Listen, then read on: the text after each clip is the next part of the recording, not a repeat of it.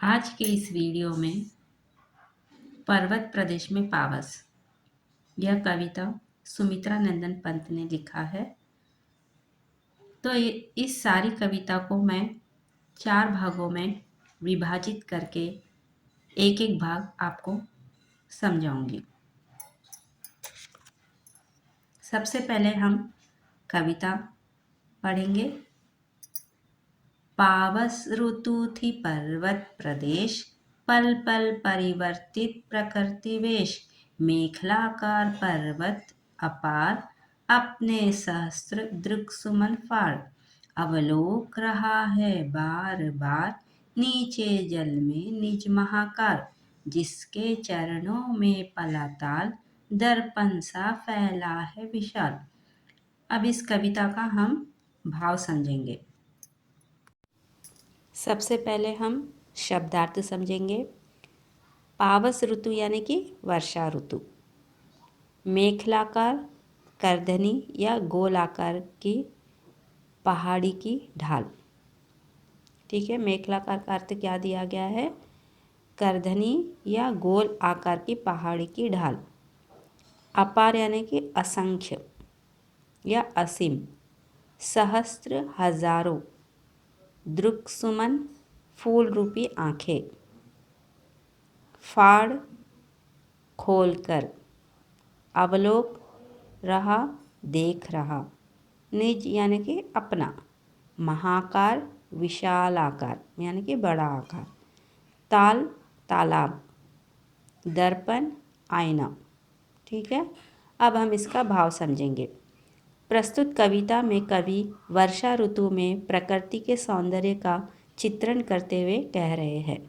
तो यहाँ पर जो हमें कविता दी गई है, तो उस कविता में कवि वर्षा ऋतु में प्रकृति के सौंदर्य का चित्रण करते हुए कहने लगे।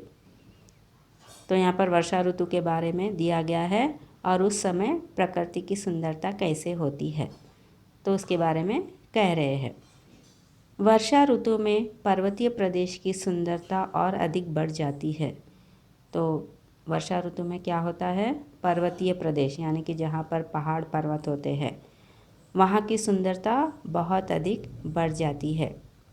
वर्षा ऋतु में बादलों के कारण प्रकृति भिन्न भिन्न रूप धारण कर लेती है।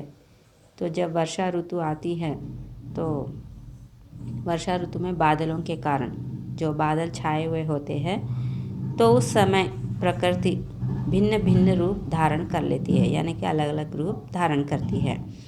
कभी बिजली चमकती है, कभी बादल घिराते हैं, तो कभी चारों ओर धुंध फैल जाती है। तो क्या कहा गया है? अलग अलग रूप धारण करती है, वो के कहा गया ना। तो कभी क्या होता है? बिजली चमकता है, तो कभी काले बादल दिखाई देने लगते हैं, तो कभी क्या होता है? चारों ओर धुंधला सा हो जाता है, फैल जाती है। वर्षा ऋतु में गोलाकार विशाल पर्वत पर हजारों रंग बिरंगे फूल खिल जाते हैं। तो वर्षा ऋतु में गोलाकार विशाल पर्वत पर क्या होता है? हजारों रंग बिरंगे फूल खिल जाते हैं। तो गोलाकार विशाल पर्वत पर क्या हो रहा है? कई रंग बिरंगे फूल खिल जाते हैं और ऐसा प्रतीत होता है जैसे पर्वत फूल रूपी अपने हजारों नेत्रों से नीचे आईने के समान बहते निर्मल जल वाले तालाब में अपने विशाल आकार को देख रहे हो।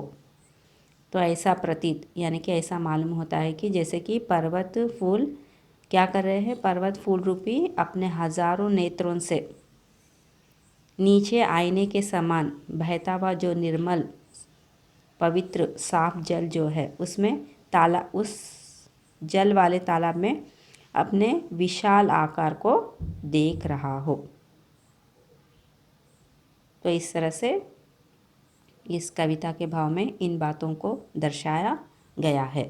धन्यवाद।